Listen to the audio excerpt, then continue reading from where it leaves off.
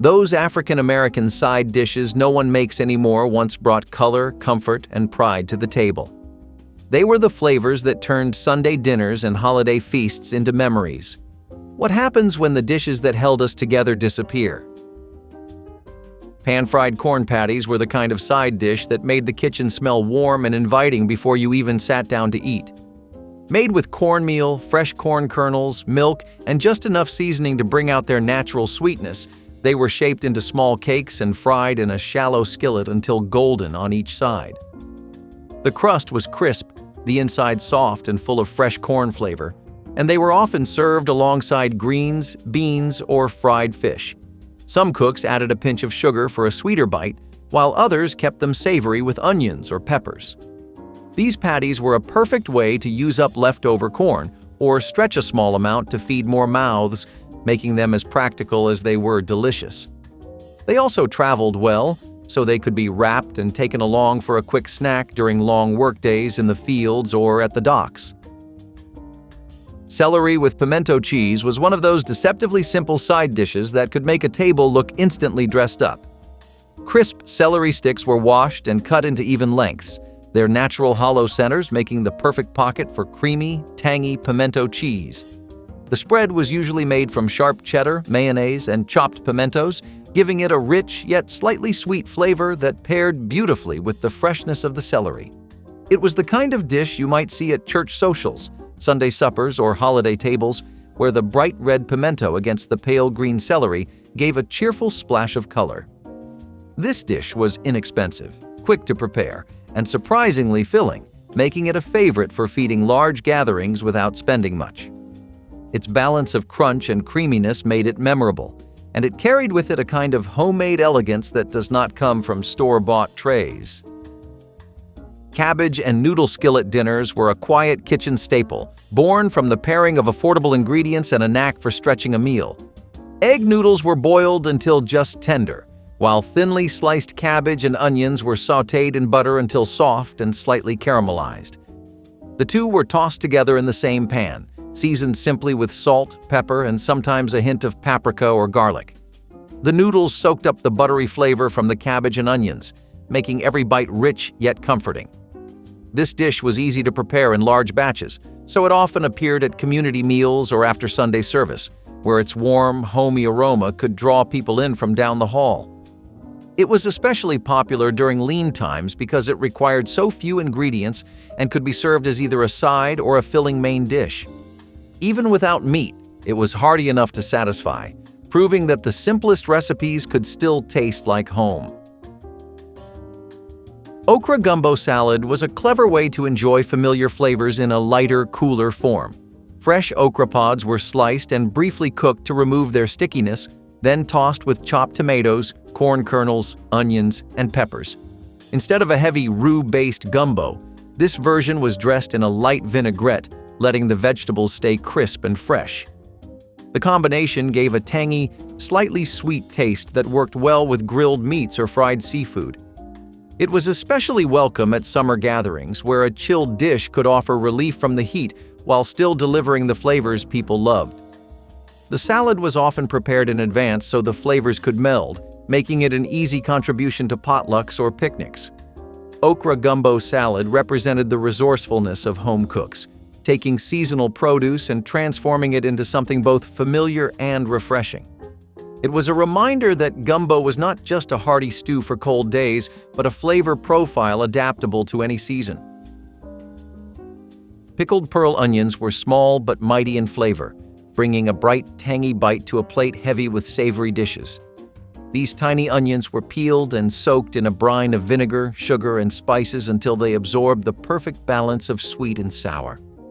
Often stored in glass jars, they could be kept for months, ready to serve alongside roast meats, beans, or greens. Their size made them easy to pop whole into the mouth, releasing a burst of flavor that cut through the richness of other foods. They were common on holiday relish trays, offering both color and contrast to creamy or smoky dishes. Because they were made in batches, they were a thrifty way to preserve onions from the garden or market before they spoiled.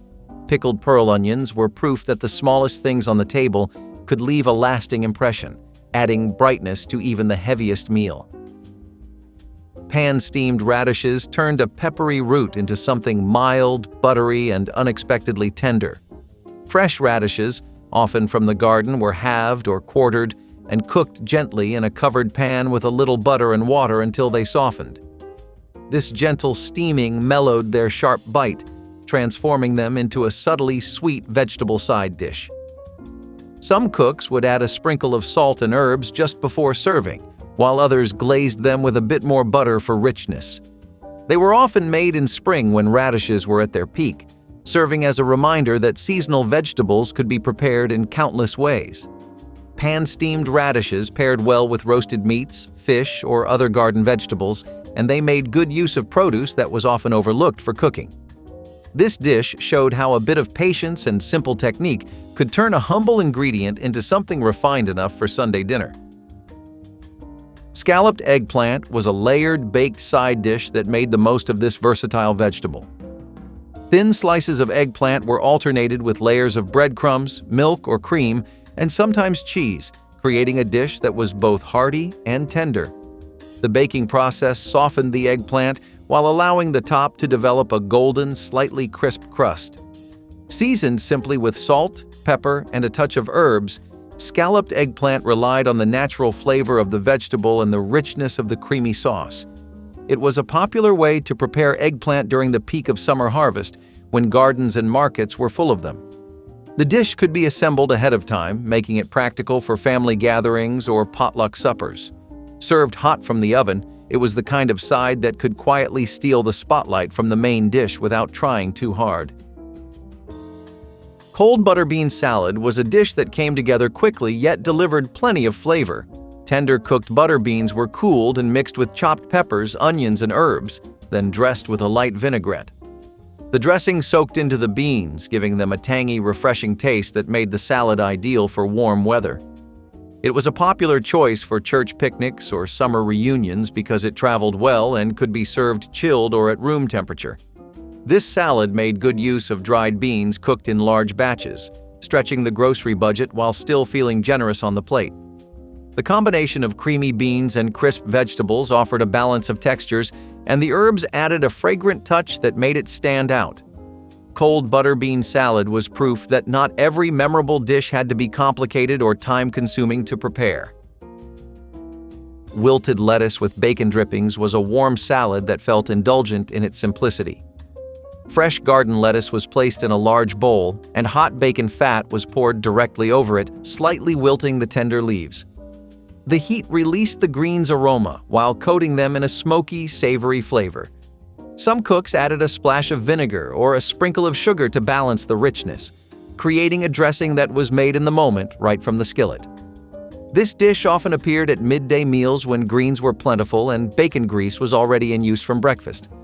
The warm dressing transformed the salad into something more satisfying than a typical cold side, and it carried with it the unmistakable flavor of home cooking. Wilted lettuce with bacon drippings reminded people that even the simplest garden produce could be elevated with just a little ingenuity and a cast-iron skillet.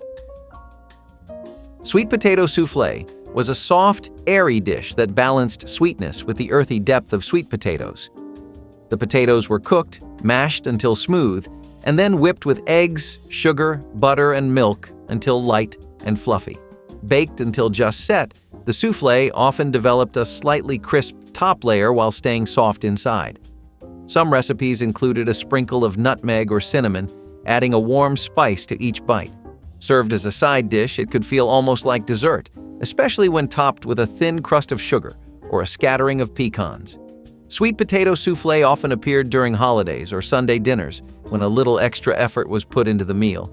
It was a dish that combined comfort with elegance, showcasing the natural sweetness of the potato in a form that felt celebratory.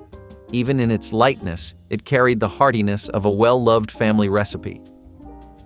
Cornmeal dumplings and greens were the kind of side dish that made a pot of collards or mustard greens feel even more filling.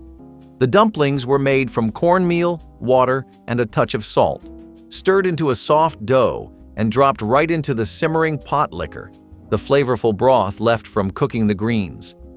As they cooked, The dumplings absorbed the smoky, savory taste from ham hocks or bacon drippings used in the greens. They puffed slightly but stayed tender, breaking apart easily with a fork. This was a way to stretch a meal, adding substance without needing expensive ingredients. Cornmeal dumplings were especially welcome during cooler months when a steaming plate of greens and dumplings could warm you through after a long day. They were rustic, unfussy, and deeply tied to the idea of making every part of a dish count. For many, the combination of greens, broth, and dumplings was as comforting as anything that came out of the oven. Baked Jerusalem artichokes brought out the best in this often overlooked tuber, which had a mild, nutty flavor and a slightly sweet finish. Sometimes called sunchokes, they were scrubbed clean, sliced or halved, and tossed with a bit of oil before going into a hot oven.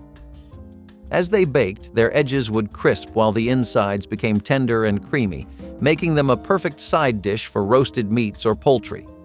They had a texture similar to potatoes but a lighter taste, and they could be seasoned simply with salt and pepper or dressed up with herbs and garlic. This dish was common in late fall and winter when fresh vegetables were scarce, and it offered variety without straying from seasonal eating. Jerusalem artichokes were inexpensive when bought in bulk, making them a practical choice for large families. Baking them was also a no-fuss method that let their natural flavor shine without boiling away their richness. Pickled green tomatoes were a tangy treat that added brightness to heavy meals. Firm, unripe tomatoes were sliced or left whole and packed into jars with vinegar, dill, garlic, and spices. After a few days of brining, they developed a sharp, zesty flavor that made them perfect alongside beans, fried meats, or sandwiches. Unlike ripe tomatoes, their firmer texture held up well in the pickling process, giving them a satisfying crunch with every bite. They were a way to make use of the last tomatoes on the vine before frost set in, ensuring nothing from the garden went to waste. Some households favored a sweeter brine for a gentler taste, while others leaned into the tartness. Pickled green tomatoes often appeared on holiday relish trays or were brought out for Sunday dinners to complement rich, slow-cooked dishes. Their bold flavor made them stand out even among more traditional sides, and they kept well through the winter. Braised celery with onion was a soft, savory side that transformed humble vegetables into something rich and satisfying. Celery ribs were cut into lengths and simmered slowly with sliced onions in broth or a mix of butter and water until tender enough to cut with a fork. The cooking mellowed the celery's sharpness, while the onions added sweetness and depth. This dish often appeared when celery was plentiful or left over from making stocks and soups. Braising gave it a warmth that raw celery never had, making it feel more at home next to roasted meats or poultry. It was simple enough for weekday dinners, yet refined enough for special occasions, and it made good use of inexpensive ingredients that might otherwise be overlooked. Braised celery with onion was a reminder that with patience and seasoning, even the most ordinary vegetables could earn a place of honor on the table. Black radish slaw was a sharp, peppery side dish that packed a flavorful punch. The black-skinned radishes, larger and spicier than the red variety, were peeled and shredded into thin strands. Tossed with vinegar, salt, and sometimes a pinch of sugar, the radish softened slightly while still keeping its crisp bite. The dressing's acidity helped mellow the heat while bringing out the radish's earthy undertones. This slaw was often served with fried fish, smoked meats, or hearty stews, where its bold flavor cut through richness. It was a wintertime favorite since black radishes stored well in root cellars, offering fresh crunch when other produce was scarce. For those who liked a stronger kick, the slaw could be left to marinate longer, intensifying its flavor. Black radish slaw was not a dish for timid palates, but for those who appreciated its bite, it was unforgettable. Creamed kohlrabi was a mild, creamy side dish that turned this unusual vegetable into pure comfort food. Kohlrabi, with its pale green bulb and delicate flavor, was peeled, cubed, and boiled until just tender. The pieces were then simmered in a cream sauce made with butter, milk, and a touch of flour for thickening. The result was a dish that was soft, subtly sweet, and deeply satisfying, making it a perfect companion to roasted chicken or baked ham. Kohlrabi was a cool weather crop, so this dish often appeared in autumn and winter, providing a fresh vegetable option when gardens were otherwise bare. Creamed kohlrabi showed that even lesser-known produce could be transformed into a family favorite with the right preparation. It was a simple recipe, but one that carried the feeling of a home-cooked meal meant to warm both the stomach and the spirit. Sorghum glazed winter squash was a deeply flavored side that celebrated the richness of the season. Thick wedges of squash were brushed with sorghum syrup, a dark, robust sweetener with a flavor somewhere between molasses and honey. As the squash roasted, the syrup caramelized, creating a glossy, sticky coating that complemented the vegetable's natural sweetness. This dish was often made in late fall when squash was abundant and sorghum had just been harvested. The pairing created a warm, earthy taste perfect for holiday tables or Sunday suppers. The glaze also kept the squash moist, making each bite tender and flavorful. Sorghum glazed squash was a celebration of seasonal cooking, using ingredients that were both locally grown and deeply tied to Southern traditions. It was a dish that looked as beautiful as it tasted, with its deep amber glaze catching the light. Pan-fried salsifi was a rare but cherished dish for those familiar with the humble oyster plant. This long, slender root carried a mild, slightly oyster-like flavor that gave it its curious nickname. To prepare it, the roots were peeled carefully to prevent discoloration, then sliced into even pieces and fried gently in a shallow pan until the edges turned golden and crisp. The inside stayed soft and almost creamy, creating a contrast in textures that made each bite special. Salsifi was never a common crop in every home garden, but for those who grew or foraged it, the vegetable held a special place in seasonal cooking. Pan-frying in butter or oil brought out its natural sweetness, and a final pinch of salt or squeeze of lemon made the flavors shine. Served beside roasted chicken, baked fish, or a tender cut of beef, it was a side that invited conversation. Its preparation required skill and patience, meaning it was often the work of an experienced cook who appreciated its delicate nature. Pan-fried salsifi was one of those dishes that reminded people of a time when even the most modest ingredients were treated with care and transformed into something unforgettable. Rice with brown gravy was one of the simplest yet most beloved side dishes, offering a warm, familiar comfort that never failed to satisfy. The process began with a pot of steaming rice, each grain fluffy and ready to soak up flavor. The gravy was made from pan drippings left after roasting meat, blended with flour to create a roux, then slowly whisked with broth until smooth and rich. Once ladled generously over the rice, the sauce seeped into every grain, turning a plain starch into something hearty and deeply flavorful. In many homes, this dish served as a way to stretch a meal further. Rice filled the plate while the gravy brought all the seasoning from the main course. It was equally at home as a quick weekday side or a staple at large family gatherings. Some cooks added onions or mushrooms for extra depth, while others swore by keeping it plain and classic. No matter the variation, rice with brown gravy carried the taste of home, evoking memories of family dinners where the table was full and no one left hungry. It was living proof that perfection often comes from the simplest combinations. Baked celery root mash was a rustic yet refined side that made use of an earthy, knobby vegetable that many overlooked. Celery root, or celeriac, was peeled, cubed, and boiled until soft, then mashed with butter, cream, and herbs for flavor. The mash was spread in a baking dish and baked until lightly golden on top, giving it a subtle crust while keeping the inside smooth and rich. Its flavor was milder than celery, but carried the same fresh, slightly herbal note, making it a perfect match for roasted meats or poultry. This dish was popular in the colder months when celery root was in season and stored well, offering variety to the winter table. Baked celery root mash was a way to turn a humble ingredient into something worthy of a special meal, all while keeping its preparation simple and honest. Cucumber and onion salad was a light and refreshing dish that often appeared during the hottest days of summer, when the air was heavy and appetites leaned toward something cool. Thinly sliced cucumbers and onions were layered together and soaked in a vinegar brine, sometimes sweetened with a little sugar to balance the tang. The vinegar gave the vegetables a crisp bite, while the onions added a sharp note that contrasted the cool cucumber. Some cooks like to add dill or parsley for an herbal touch, while others kept it simple, letting the fresh produce speak for itself. The salad was served chilled, making it a perfect side for fried chicken, barbecue ribs, or fish. It was easy to prepare in large batches, meaning it could feed a crowd at picnics or reunions without much effort. For many, the taste was tied to garden harvests and backyard gatherings, offering a bright counterpoint to heavier dishes. Even after hours in the fridge, it stayed crisp and tangy, holding on to its refreshing quality from the first bite to the last spoonful.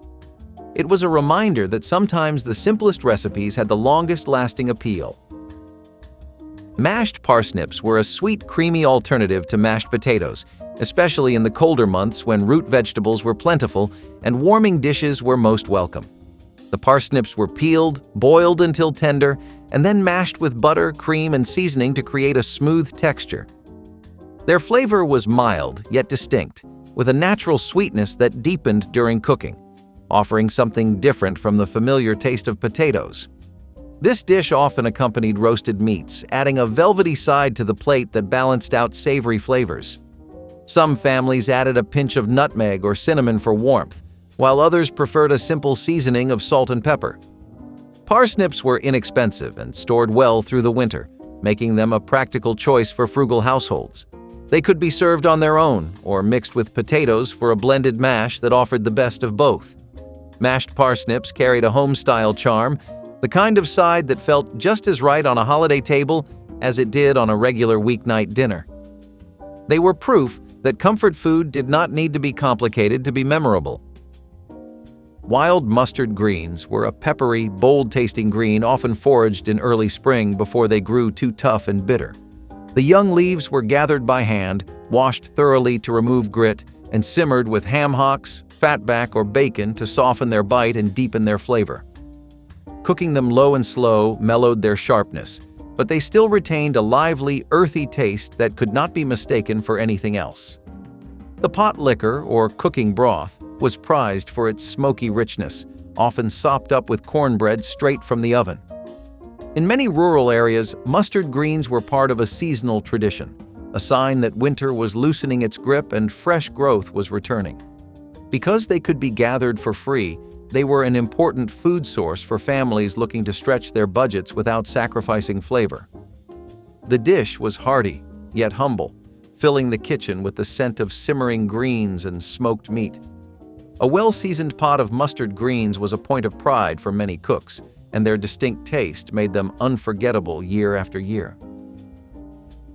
Pickled beets with eggs combined earthy sweetness and tangy sharpness in one colorful and striking dish that drew attention the moment it was set on the table. Beets were boiled or roasted, sliced into rounds, and placed in a jar with hard-boiled eggs before being covered with a sweet vinegar brine. Over time, the eggs took on the deep magenta color of the beets, creating a dramatic appearance when sliced open to reveal the marbled yolk inside. The flavor was both sweet and sour, with the egg's creaminess balancing the beets' boldness perfectly. This dish was often served at picnics, potlucks, and holiday buffets, where its vibrant color made it a natural centerpiece. Pickling extended the beets' shelf life, allowing them to be enjoyed long after harvest season had passed. The combination of vegetables and eggs in a single dish made it decorative yet practical, a showpiece that could still fill hungry bellies. For many, pickled beets with eggs carried a nostalgic link to family gatherings, where jars of the ruby-colored mix would appear without fail and be emptied just as quickly. Creamed turnip tops turned a humble green into a rich and comforting side dish that tasted far more indulgent than its frugal ingredients suggested. The tender tops, often overlooked in favor of the root, were cleaned, chopped, and cooked until soft before being folded into a milk-based sauce thickened with a little flour and enriched with butter. This coating softened the green's naturally bitter edge, transforming them into something velvety and mild. It was a way to use every part of the vegetable, a practice rooted in thrift and the waste-not attitude of past generations. Creamed turnip tops were especially welcome in the colder months, served alongside roasted meats, fried pork chops, or baked chicken. The dish was hearty without being overly heavy, offering a satisfying mix of creaminess and earthy flavor. Many cooks considered it a personal specialty, adding their own touches like onions, garlic, or a dash of cayenne pepper for warmth. It was proof that even the simplest garden greens could be turned into something rich and memorable with a little patience and care.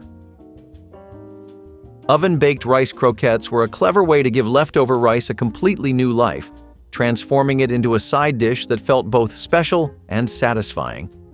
The rice was mixed with a blend of seasonings, sometimes fresh herbs, grated cheese, or even finely chopped vegetables to add extra flavor and texture. Once the mixture was prepared, it was shaped into small, firm balls and coated with a layer of breadcrumbs to ensure a crisp outer shell. Baking rather than frying made them lighter, yet the oven still gave the croquettes a golden crust while keeping the inside tender and moist. They were versatile enough to pair with roasted meats, hearty stews, or sautéed vegetables, and they could be prepared ahead of time for convenience. For families who valued thriftiness, this dish was a perfect example of making the most out of what was already in the pantry. It turned a basic staple into something worthy of a holiday meal or a Sunday dinner. Their lightly crunchy exterior and soft, savory center made them appealing to all ages, and they carried the comforting taste of home-cooked creativity that was cherished in many kitchens. Sweet potato hash with onions was a deeply flavorful and hearty side dish that could just as easily be served at breakfast as at dinner. Sweet potatoes were peeled and cut into evenly sized cubes before being tossed into a hot skillet with sliced onions. As they cooked, the potatoes developed crisp, caramelized edges while the onions softened and released their natural sweetness. The combination created a perfect balance of earthy, sweet, and savory flavors that paired beautifully with eggs, roasted meats, or even leafy greens. Some cooks enjoyed adding paprika, cayenne pepper, or chili powder for a subtle heat, while others stuck to a simple seasoning of salt and black pepper. This was a dish that made good use of sweet potatoes lingering in the pantry, and it came together in one pan, making cleanup quick. The sizzling sound, the inviting aroma, and the golden brown color signaled that the hash was ready to serve. It was rustic yet comforting, a dish that brought a touch of warmth to the table, whether it was part of a busy weekday meal or a slow weekend brunch. Cold corn and lima bean medley was a refreshing and colorful vegetable salad that felt right at home on warm summer days.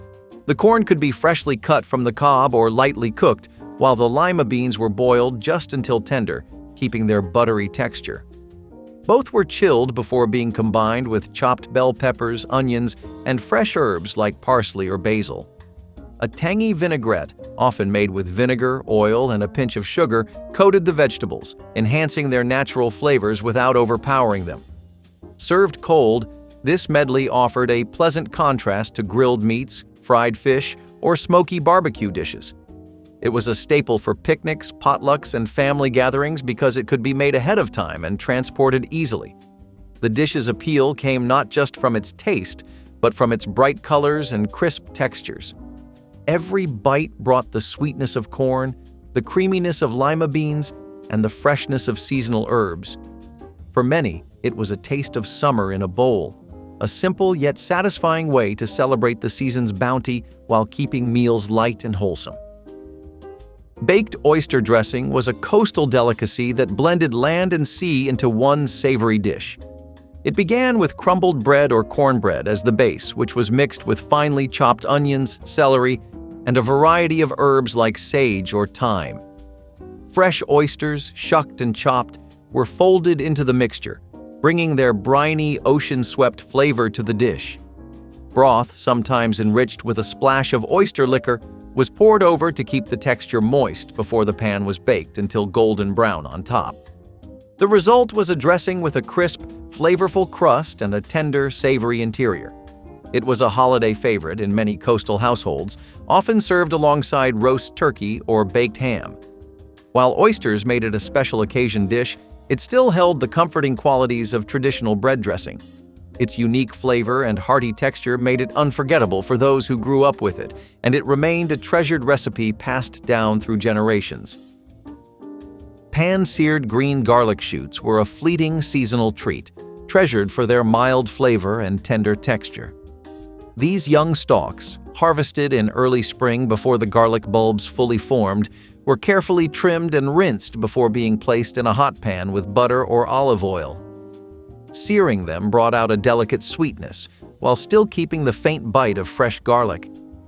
Their texture was similar to asparagus, with just enough firmness to hold up on the plate.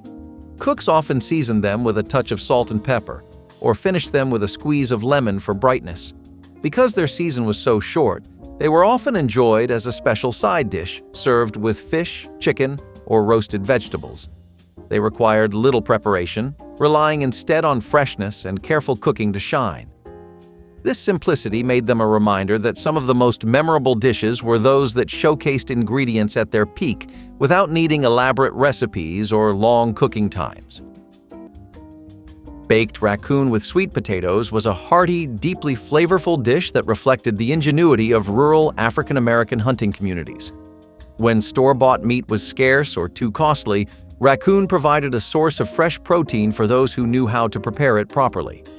The raccoon meat was carefully cleaned, soaked to remove any strong flavors, and then seasoned with herbs, onions, and spices before being baked low and slow. Sweet potatoes, sliced thick and arranged around the meat, soaked up the savory juices as they roasted, creating a sweet and salty pairing that filled the house with an irresistible aroma. This dish was not only about nourishment, it was about community and the skill of turning what the land provided into a meal worth gathering for. Often prepared during the cooler months after a successful hunt, it brought people together around the table to share stories and warmth. While today most people have never tasted raccoon, those who grew up with it remember its richness, the tender texture, and the way the sweet potatoes balanced its earthiness. It was more than just dinner. It was a reminder of self-sufficiency and resourceful cooking passed down through generations. Watermelon pickles were a unique southern delicacy made by pickling the often discarded rind of watermelons in a sweet and sour brine. This creative use of the entire fruit showcased the ingenuity in traditional African-American cooking, where waste was minimized and flavors were maximized. The rind, peeled and sliced, would be soaked in vinegar, sugar, and spices such as cloves and cinnamon, transforming it into a crunchy, tangy treat that complemented many meals. Watermelon pickles were especially popular in summertime when watermelons were abundant, offering a refreshing palate cleanser or side dish. They were often served at family gatherings, barbecues, and church socials, becoming a nostalgic favorite for many. The preservation method also reflected the practical need to make food last longer before refrigeration was common. Though the practice of making watermelon pickles has faded, their flavor remains a delicious reminder of cultural creativity and sustainability in cooking.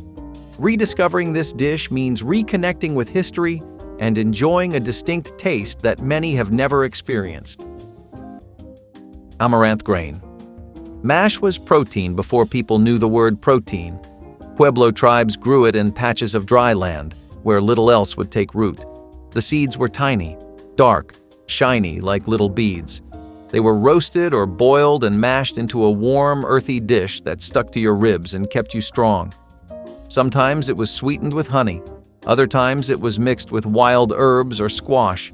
It was not flashy, it was not fast, but it worked.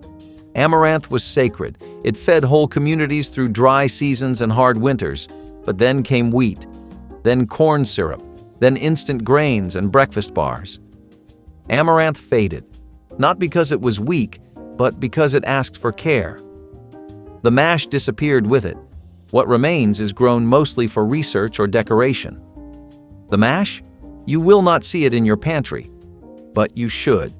It reminded people that the smallest seed could still grow into something strong enough to stand against the wind. And that is not a lesson we should have forgotten. Smoky ground beef with wild mint and juniper berries might sound like something a fancy chef dreamed up, but long before it ever hit a white tablecloth, it was the food of survival and celebration. Ground beef was browned low and slow, then mixed with hand-picked wild mint leaves and crushed juniper berries, which gave it this cool, smoky bite that you could not fake with store-bought seasoning. The beef soaked up the woodsy flavors until every bite was like eating a piece of the forest itself. It was a dish that stuck with you, the kind of taste that did not just fill your belly, but rooted itself deep into your memory. Sometimes it was served with a simple flatbread, sometimes spooned over roasted squash or wild rice if you were lucky. If you think mint and juniper could breathe that much new life into a skillet of beef, wait until you see how good old-fashioned flint corn turned a humble shepherd's pie into a feast you would swear was touched by magic. Salted fish cakes were savory, pan-fried patties made from rehydrated salted fish mixed with mashed potatoes, onions, and spices. This preservation method had strong ties to African American and Caribbean cooking, where salted cod or other preserved fish were traded and transformed into flavorful meals. The mixture was shaped into cakes and fried until crisp on the outside with a tender, flaky interior. Often served with hot sauce or mustard, they could be eaten at breakfast, lunch, or dinner. The salty richness of the fish blended perfectly with the mild potatoes, while onions added sweetness and texture. In communities far from the coast, salted fish was a pantry staple that lasted for months without refrigeration. Fish cakes were an economical way to stretch limited protein, creating a satisfying dish that combined coastal preservation traditions with southern comfort cooking, delivering big flavor from simple, enduring ingredients. Field pea salad was a refreshing cold dish that brought together boiled field peas, finely chopped onions, and a tangy vinegar-based dressing to create a perfect summer side. This salad was prized for its balance of textures, the soft yet firm peas, the crisp bite of onions, and the bright acidity of the dressing. Field peas, a staple legume in African American cooking, were inexpensive and highly nutritious, making them a reliable source of protein and fiber. The salad was often prepared ahead of time, allowing the flavors to meld and deepen, making it a popular choice for picnics, potlucks, and family gatherings. The vinegar dressing not only enhanced taste, but also helped preserve the salad, allowing it to be enjoyed over several days. Field pea salad reflected a tradition of using humble ingredients creatively, emphasizing freshness and simplicity. It was an accessible dish that showcased the ability to transform basic pantry staples into something flavorful and satisfying. Today, it is a largely forgotten recipe that deserves rediscovery for its taste and cultural significance. Green corn soup was the flavor of early summer. Not the kind that comes in a can or the kind poured out of a foil packet. This was fresh corn, still sweet, milled and stirred into a warm broth. Creek and Seminole families made it as part of the green corn ceremony, a celebration of renewal, of cleansing, of balance. The soup was simple, but layered. You used newly ripened corn, pounded down and slow-cooked with squash, beans, and sometimes smoked meat. The broth turned cloudy and golden. The smell filled the entire house. It was comfort in a bowl, tied to time and tradition. But with industrial agriculture came the end of seasonal waiting. Fresh corn became frozen bags. Milling was done in factories. And the old ceremonies were reduced to festival booths. The soup vanished from most homes. Now, if it exists, it is behind glass at a museum or scribbled in the back of a dusty cookbook. But it was once the way a people said thank you. To the harvest, to the earth, to each other. Crispy corn cakes. Stuffed with seasoned beef were one of those foods you could smell cooking before you even stepped into the event. Little golden discs sizzling in big iron skillets, stuffed to the brim with ground beef seasoned with paprika, onions, and a pinch of chili powder if you wanted to wake up your taste buds. The outside was crunchy and golden, the inside savory and juicy. It was a dance of textures that made you keep reaching for just one more. The trick was to keep the corn cakes thin enough that they crisped up, but thick enough to hold all that seasoned beef inside without falling apart. At powwows and fairs, you would see kids running around with one in each hand, faces smeared with beefy goodness, while the elders sat back and nodded approvingly. It was simple, it was satisfying, and it was the perfect food for big gatherings where nobody had time for forks and knives. And if you think crispy stuffed corn cakes sound irresistible, wait until you pull up a camp chair and hear about the kind of chili that made starry nights and crackling fires taste even better. Molasses stack cake was the kind of dessert that carried a sense of occasion. Multiple thin layers of cake, sweetened with rich molasses, were stacked high with spiced apple filling or sorghum syrup spread between them. The layers were assembled in advance, allowing the flavors to meld and the texture to soften into a tender, almost pie-like bite. For African American families in the South, this cake was a way to celebrate with what was on hand, often using sorghum molasses from local mills. It appeared at church suppers, weddings, and holiday feasts, each layer baked carefully and sometimes contributed by different family members. The taste was deep, warm, and slightly tangy, making it distinct from sugar-based cakes. Over time, as refined sugar became more accessible and baking trends shifted, the molasses stack cake faded from everyday kitchens. Yet for those who remember it, the sight of a tall, dark spiced cake still brings back the feeling of a special day when everyone gathered to share. Cornmeal Johnny cakes were thin, golden cakes cooked on a griddle, offering a simple and satisfying bread alternative in many African American homes. Made primarily from cornmeal, water, and salt, these cakes were easy and quick to prepare, providing an affordable staple when wheat flour was scarce or expensive. Johnny cakes could be served sweet with syrup or molasses or savory with butter or salted accompaniments, demonstrating their versatility at the table. These cakes hark back to Native American influences on Southern cooking, showcasing the blending of culinary traditions. They were particularly popular in rural areas and often accompanied hearty stews or greens, soaking up flavorful sauces and gravies. The crisp exterior and soft interior made them a comforting and filling option for breakfast, lunch, or dinner. Despite their simplicity, Johnny cakes required skill to cook perfectly, making them a point of pride for home cooks. This humble dish has largely fallen out of favor in modern kitchens but remains a delicious example of enduring traditional fare. Sweet corn and smoked fish cakes were born at the lakeside. In the summer, when the corn was just right and the smokehouses were full, tribes like the Menominee and Ho-Chunk made these savory patties from the land and water combined. Smoked whitefish or lake trout was flaked and folded into cornmeal, sometimes with herbs or bits of wild onion. The cakes were pan-fried on hot stones or iron skillets, turning golden and crisp at the edges. They were eaten hot with wild greens or berries on the side. It was lake food, honest, unpretentious, and filling. But as the lakes were overfished and smokehouses disappeared, so did the cakes. Smoked fish is rare now, and the cornmeal is boxed and bleached. The fish cakes you find today are frozen, breaded, and packed in oil. They do not smell like smoke. They do not crackle in the pan, and they certainly do not carry the silence of morning fog on a lake. These were more than just food. They were a reminder that land and water can work together to feed a community. Now, they are just another story no one told enough times. Ground beef and roasted pumpkin stew was proof that simple ingredients could make meals fit for kings, or at least tired farmers at the end of a long day.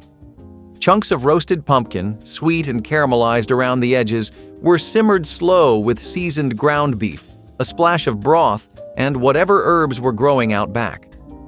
The pumpkin melted just enough to thicken the stew without turning it to mush, giving every bite a natural sweetness that played perfectly against the savory beef. Ladled into big bowls and eaten with hunks of bread or thick corn cakes, it was a harvest meal through and through. The best part was how it changed depending on what you had. Sometimes wild herbs, sometimes a handful of dried berries thrown in for a tangy surprise. It was all about using what the earth gave you and making something unforgettable with it. And if you think beef and pumpkin make a strong team, just wait until you taste smoky ground beef laced with the wild kiss of mint and juniper berries. Cowpea stew was a hearty, protein-rich dish that could feed a family on little more than field peas, onions, and a bit of cured pork. Simmered low and slow, the cowpeas absorbed the smoky, savory flavors of ham hock or salt pork, creating a rich broth. This was a common dish in African American homes, particularly in the South, where cowpeas were easy to grow and store. The stew was ladled over rice or eaten with cornbread, making it both filling and affordable. Cowpea stew often appeared in late summer and fall when harvests were abundant, and it was a way to stretch fresh produce into satisfying meals. The taste was earthy, the texture creamy, and it carried the comfort of something made to nourish in every sense of the word. Though it remains known in some circles, for many it has faded into memory, overshadowed by other bean and pea recipes. Yet it still stands as a testament to the art of making humble ingredients into something worth remembering. Sweet potato biscuits were a delightful twist on traditional biscuits, made by incorporating mashed sweet potatoes into the dough. This addition gave the biscuits a subtle natural sweetness and a tender, moist crumb that set them apart from regular savory biscuits. Sweet potatoes, abundant and affordable, brought not only flavor but also nutritional value, including fiber and vitamins. These biscuits were a perfect accompaniment to meals, whether served alongside savory dishes or enjoyed with butter and honey for breakfast. The use of sweet potatoes in biscuits highlights the creativity in adapting recipes based on available ingredients and seasonal produce. They were particularly popular in Southern African American communities where sweet potatoes were a dietary staple. The soft texture and warm color of the biscuits made them inviting and comforting, often baked fresh for family gatherings and holidays. These biscuits bridge the gap between sweet and savory, providing a versatile bread option that has unfortunately slipped from regular rotation in modern kitchens. Despite this, sweet potato biscuits remain a charming symbol of culinary tradition and innovation. Corn husk wrapped. Tamales, made in the traditional Hopi style, were never just food, they were ceremony. These tamales were different. The masa was made from blue cornmeal, blended with ash from juniper wood. It gave the dough a soft texture and beautiful gray-blue color, almost like stone polished smooth by water.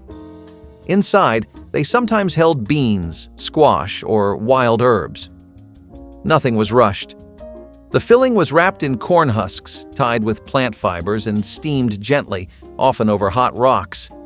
These tamales were made for solstice gatherings and harvest festivals, and you could taste the reverence in each bite. But today, tamales have gone commercial, wrapped in foil, microwaved, sold in bulk. Few remember the ash. Fewer still remember the process. Traditional Hopi tamales are hard to find, even among the Hopi. Fast food moved faster than memory. And what we have now is a shallow imitation, a meal without the meaning. The fire has gone out, and we wonder why it no longer tastes like it used to. Ground beef and wild mustard greens. Stir-fry was the kind of meal that showed up fast and disappeared even faster. This was not some high-end stir-fry piled with expensive sauces either. It was a down-home skillet sizzler made with ground beef cooked hot and fast, tossed with handfuls of peppery wild mustard greens, plucked fresh from wherever you could find them. Those greens had bite, real bite, and they gave the beef this sharp, earthy pop that plain old spinach could only dream of. A splash of vinegar, a sprinkle of salt, and maybe a little bacon grease if you had it lying around, and you had a dish that punched way above its weight. It was light enough for summer, hearty enough for winter, and cheap enough to keep families fed when money was just a rumor. Stir-fries like these were the ultimate in practical magic, a fast meal that felt like you had been planning it all day.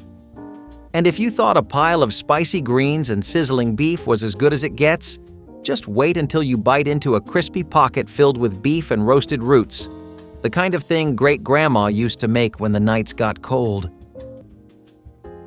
Stewed squirrel with dumplings was once a common sight in rural kitchens, where small game played a vital role in feeding families. After a successful hunt, squirrels were skinned, cleaned, and simmered slowly with onions, carrots, and celery until the meat became tender enough to fall from the bone. Soft dumplings made from flour and lard or butter were dropped into the bubbling broth, soaking up the savory flavors. This dish was especially valued in the cooler months when fresh meat was scarce and every source of protein mattered. In African American communities with hunting traditions, stewed squirrel was as practical as it was comforting, turning a modest catch into a hearty, filling meal. The dumplings stretched the stew further, ensuring there was enough to feed everyone at the table. While many today have never considered squirrel as food, for those who grew up with it, the taste was familiar, mild, and satisfying, especially when paired with the soft, pillowy dumplings. It was a dish born from necessity, but one that carried a sense of home and shared effort. Rice and okra casserole was a comforting baked dish, combining fluffy rice with tender slices of okra and a creamy cheese or cream sauce, creating a rich and satisfying side. Okra, a vegetable with African origins, added a unique texture and flavor that complemented the mild, starchy rice. This casserole was a popular way to stretch ingredients while providing a wholesome, filling addition to meals. The creamy element, often made from cheese or milk, bound the ingredients together, making each bite smooth and flavorful. Families favored this dish during gatherings and holidays, appreciating its ability to feed many with simple ingredients. The casserole also reflected African American culinary ingenuity, blending indigenous ingredients with Southern cooking styles. Though it once appeared regularly on tables, rice and okra casserole has become less common, overshadowed by modern convenience foods. Bringing this dish back celebrates a culinary tradition that honors history, flavor, and community sharing. Cactus paddle stew used to be the heartbeat of desert kitchens. The prickly pear cactus, no pales, was not exotic. It was necessary. You peeled the paddles, boiled them down, and cooked them with chili, garlic, onion, and whatever meat or beans you had on hand. The taste? Bright, slightly tart, earthy, with a slippery bite that stuck with you. Tribes across the Sonoran and Chihuahuan deserts used it to stay full during hot months when other crops would not grow. You did not buy nopals. You harvested them, carefully, respectfully. You wore gloves, used rocks to peel, and made it through one more day under a brutal sun. Today, nopals show up in upscale restaurants, garnishes on tacos or sliced into salads. But the stew, the home-cooked, bubbling, sunburned pot of it, that is nearly gone. People forgot how to cook it, or they never learned. Most cactus gets left behind now, seen as a nuisance plant or an aesthetic, but once it was life. Every thorn was worth it, and every bite reminded you that the land could still feed you, even when it looked empty. Ground beef and heirloom. Bean chili was not just a dinner, it was a memory in a bowl. Picture a heavy pot hanging over a campfire, filled with ground beef simmering alongside a rainbow of heirloom beans. Pinto beans, black beans, cranberry beans, all the ones your grandmother insisted were better than anything from a can. The beef gave it depth, the beans gave it body, and a handful of crushed wild herbs gave it a smoky aroma that floated through the night air. It was not the tongue-searing chili you find at competitions today either. This was smooth, mellow, and rich, made to be eaten with big hunks of bread or scooped right out of the pot with a wooden spoon. After a long day of work or a night under the stars, nothing tasted better. If you were lucky, there was always a second pot heating up for breakfast too, because good chili was not something you left behind. Now, if you thought a pot of campfire chili could make a night unforgettable, just wait until you see how a little cedar smoke could turn plain beef into backyard magic. Sorrel drink was a vibrant, ruby-red beverage that carried both Caribbean heritage and Southern holiday tradition. Made from dried hibiscus petals steeped in boiling water, it had a tart, cranberry-like flavor that was softened with sugar and spiced with cinnamon, cloves, and ginger. For many African-American families with Caribbean roots, sorrel was a Christmas season essential, served chilled in tall glasses during festive gatherings. The deep color and fragrant aroma made it as beautiful as it was refreshing. Some recipes added citrus peel for brightness, or even a splash of rum for the adults, creating a drink that could be both celebratory and comforting. Making sorrel was often a family affair, with large batches prepared in advance so the flavors could deepen overnight.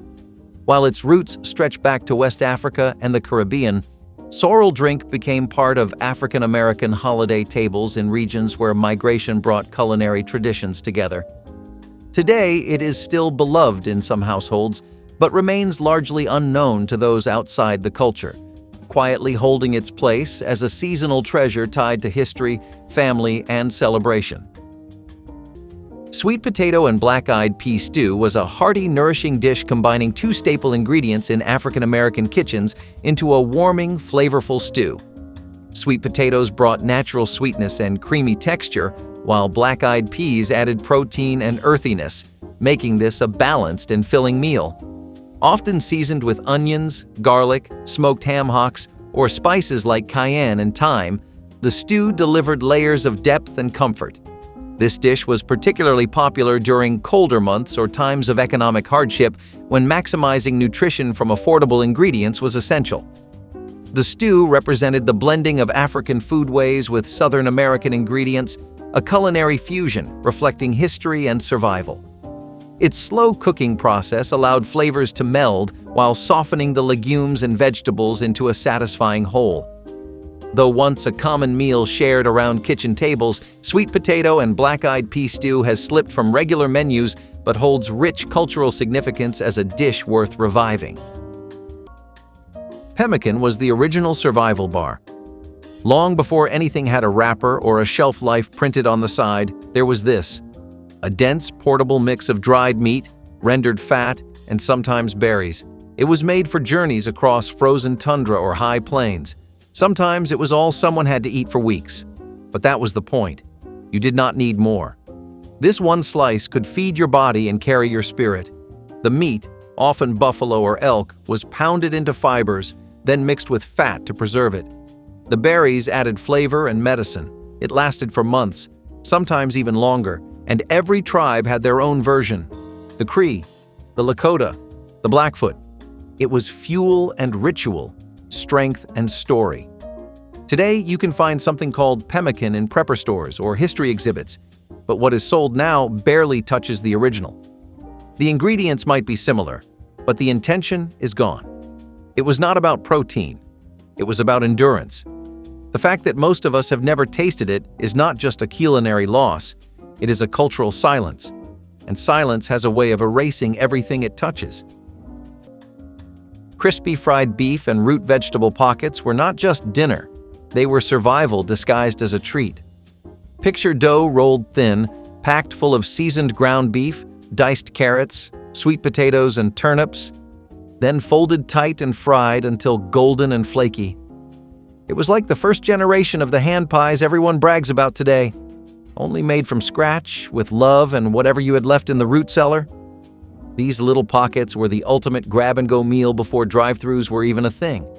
They stayed warm wrapped in cloth, perfect for long days in the fields or a chilly walk to the town market.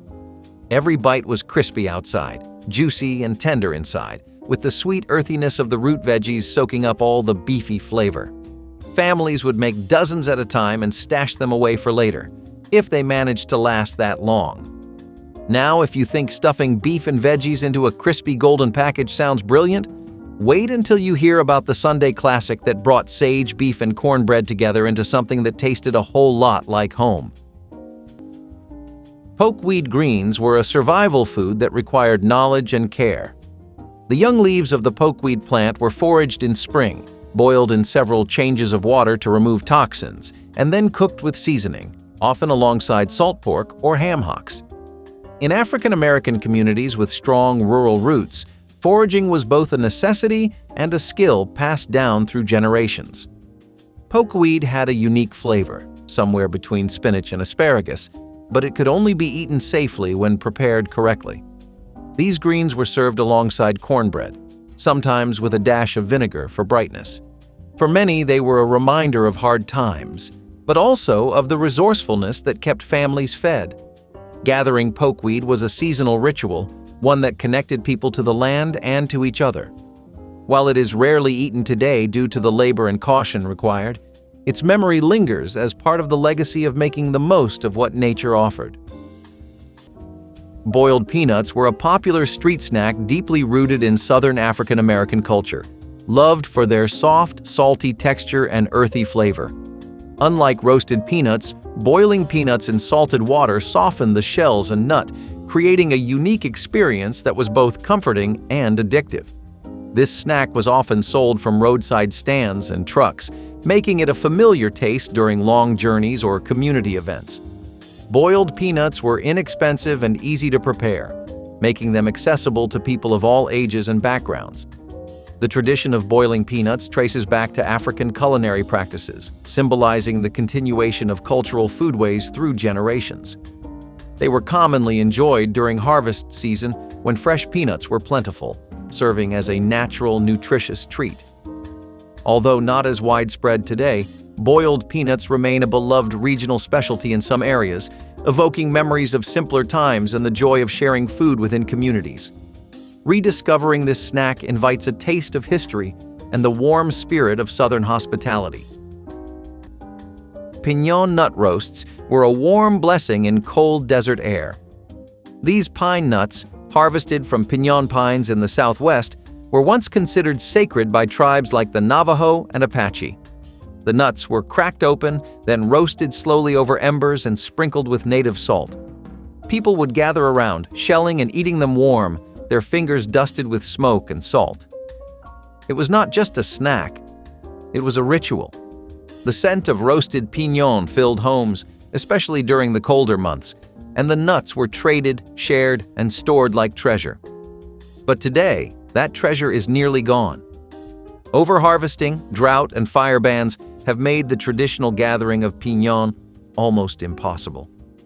Store-bought pine nuts taste nothing like the wild ones. They are bland, oily, and shipped from halfway across the world. The native salt has been replaced with table salt, the fire with an oven, and the memory with silence. What used to be a moment of connection is now a commodity. The warmth is gone. But if you ever get the chance to eat roasted piñón by a fire, close your eyes. Taste the land. Taste the care. That was the real snack. Before you dash off to fry something in bacon drippings, tell us your favorite lost side dish in the comments, tap like, and subscribe for more tasty trips down memory lane.